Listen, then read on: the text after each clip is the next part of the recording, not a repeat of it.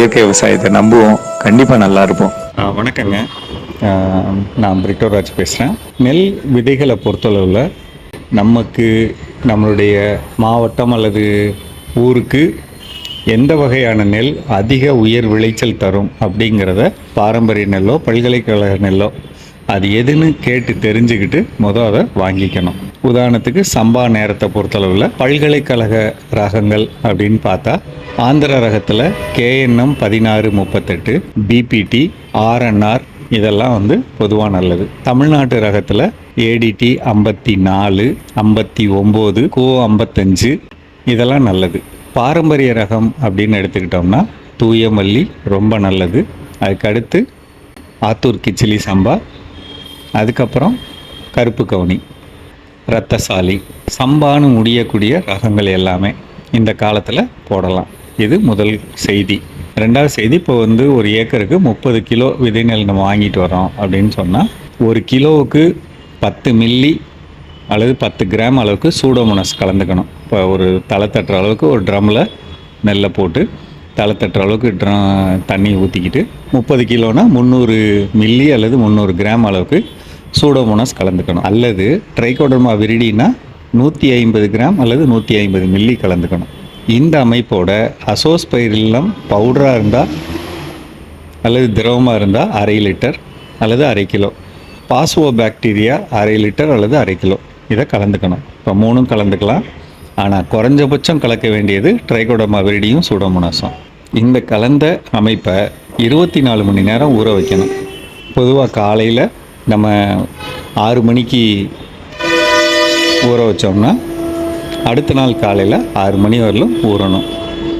ஊறினதுக்கப்புறம் இதை ட்ரம்மில் போட்டு ஊற வச்சுட்டு அதை சாக்கு மூட்டைகளை மாற்றுறது இருக்குது, அல்லது சாக்கு மூட்டையிலேயே ஊற வச்சு அதை தண்ணிக்குள்ளே ஊற வைக்கிறது இருக்குது.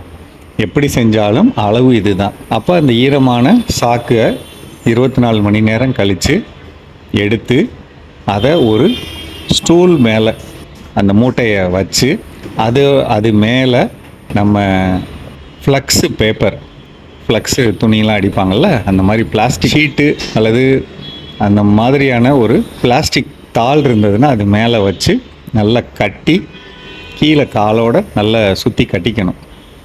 அதாவது என்ன அப்படின்னா, ஒரு ஊற வச்ச ஒரு நெல் அமைப்பை சூடுபடுத்துகிற மாதிரி அந்த ஸ்டூலில் வச்சோம்னா அதை சுற்றி கயிறு போட்டு கட்டிக்கலாம் இல்லைங்க.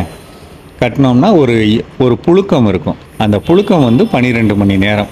இப்போ காலையில் நம்ம 6 மணிக்கு எடுத்தோம்னா சாயந்தரம் 6 மணி வரலாம், அந்த மாதிரி வச்சுக்கலாம். பொதுவாக இந்த செயல்பாடை சாயந்தரம் ஆரம்பித்தோம்னா சாயந்தரம் 6 மணிக்கு நம்ம ஊற வைக்கிறோம் அப்படின்னு சொன்னால் அடுத்த நாள் சாயந்தரம் 6 மணிக்கு ரெடி ஆகிடும்.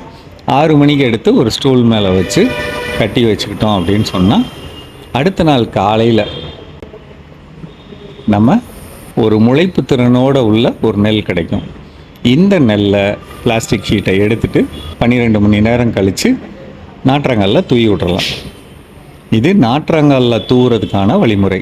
அதே நேரம் நம்ம பாய் நாற்றங்கால் போடுறோம் அப்படின்னா நெல்லை ஊற வச்சதை இன்றைக்கி நைட்டு ஊற வைக்கிறோன்னா காலையில் 6 மணி வரல ஊற வச்சுட்டு அதை அப்படியே அந்த ஊற வைத்த நெல்லை நான் பாய் நாற்றங்காலில் ட்ரேயில் போடலாம். முளைக்க வைக்கணுங்கிற அவசியம் இல்லை, இப்படியே கூட நேரடியாக போடலாம். தூவணும் அப்படின்னாலுமே நம்ம முளைக்க வைக்கணுங்கிற அவசியம் இல்லை.